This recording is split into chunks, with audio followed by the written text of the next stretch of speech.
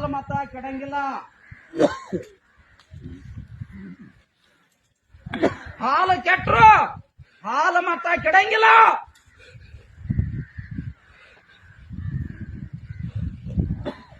ಅಂತಾರ ಕೈಯಾಗ ಅಧಿಕಾರ ಸಿಕ್ಕೈತಿ, ಪಟ್ಟಿರಿ ನೀವು.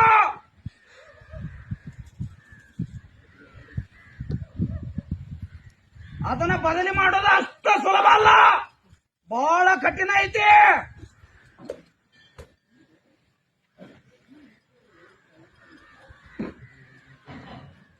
ಅವರಾಗಲೇ ಒಲ್ಲೆ ಅಂತ ಬಿಟ್ರ ಇನ್ನೊಬ್ಬರಿಗೆ ಅಧಿಕಾರ ಹೊಕ್ಕೈತಿ.